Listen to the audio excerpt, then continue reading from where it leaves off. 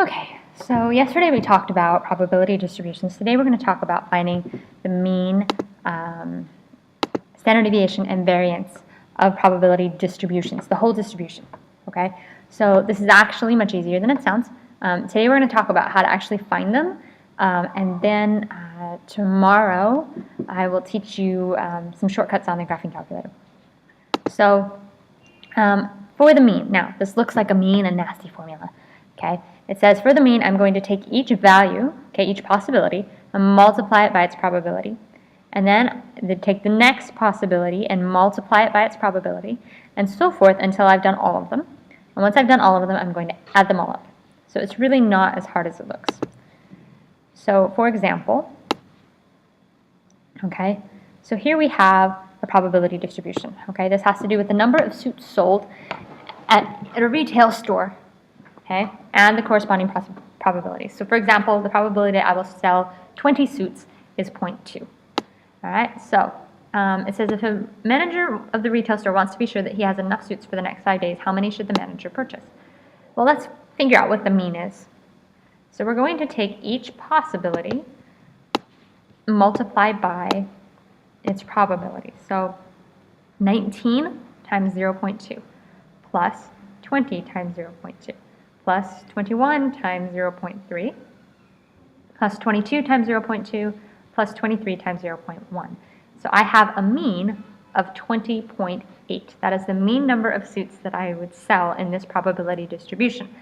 So this question here, if the manager wants to make sure he has enough suits, I'm going to hold off on this for just a moment until after we do standard deviation and variance. So right now we're actually going to use this example in a little bit, but I just want to know the mean. The mean is 20.8.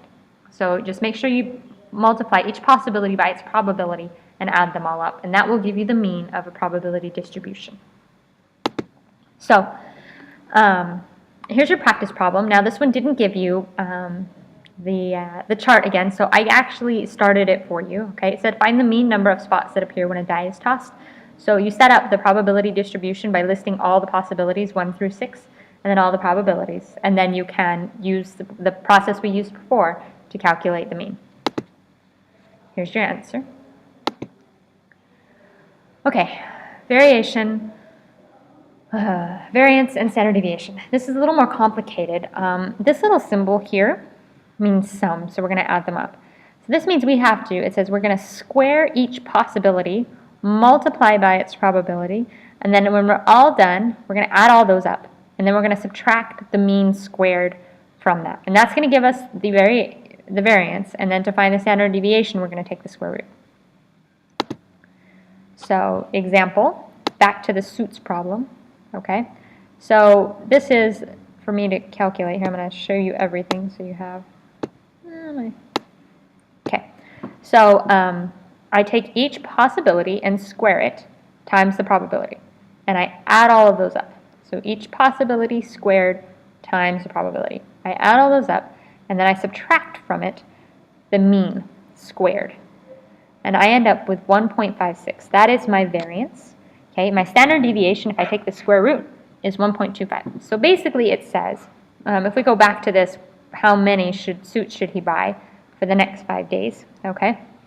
It said that I'm going to sell about 21 suits, because the mean was 20.8, about 21 suits each day, and I'm going to have, with a standard deviation of 1.25. So if we want to make sure that we have enough suits, we want to err on the side of caution. So I would take this 20.8 and add 1.25, get about 22 suits, and I would then order 22 times 5, which would give me 110. Now this is an approximate number. This is not exact, okay? You don't have to do this. You could have come up with a different logical explanation, and that's fine. But when you answer these kinds of questions, all right, make sure that you can back it up. Say, okay, see mine, I said, well, we have about 21 suits, and I could have, and I want to make sure I have enough. So it's better for me to overshoot than undershoot. So I'm going to say my standard deviation is 1.25, which means I could have, you know, I could almost say that my mean is one more than, not my mean, but that I could end up selling one more each day. So I'm going to multiply that. I'm going to take this 22 and multiply by 5 days to get there. This, again, this is there's some objectivity here, but you need to be able to back it up. Okay, here's practice 2. So this is go back to your probability distribution that you did for your practice 1, and now you're going to calculate the variance and the standard deviation.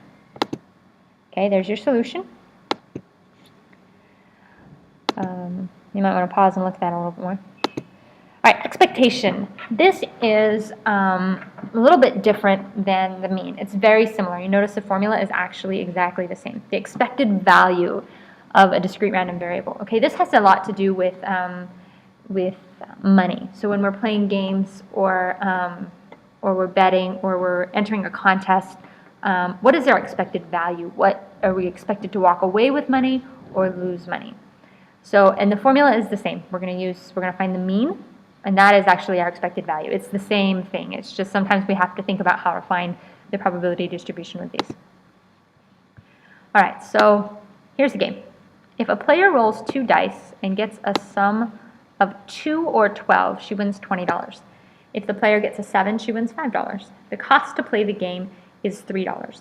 So what is the expected value of the game? So are we expected to walk away with money or to lose money if we play the game? So we're going to set up a probability distribution, and we need to talk about our possible values. Now, you notice the 20 is not in here at all. All right? It costs $3 to play the game. So if I roll a 2 or a 12, I'm actually gaining $17, not $20. So this is my possibility here. I can gain $17, I can gain $2, or I can lose $3. Those are my possibilities. None of these do I walk away even, okay, or losing nothing. All right? So now the reason I did 17 is because I had to take that $3 that I already paid in and account for that, because that's how I get this -3 here. If I win $5, that's a 2 there.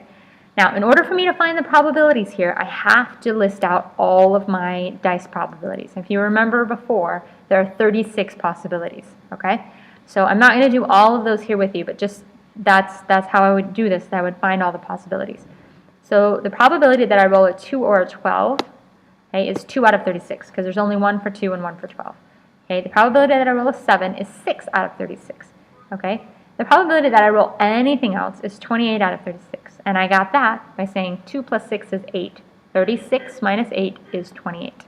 So this is my probability distribution for this game. All right. So when we find the expected value, because we're talking about money here, what's my expected value? This is how we will set up a probability distribution, and we will use the mean formula to calculate it. So I do 17 times 2 over 36 plus 2 times 6 over 36 minus 3 times 28 over 36. Now this is a minus here because this 3 is negative. And what do I get? Negative 1.06. That means that my expectation, if I were to play this game, is that I would lose $1.06. All right.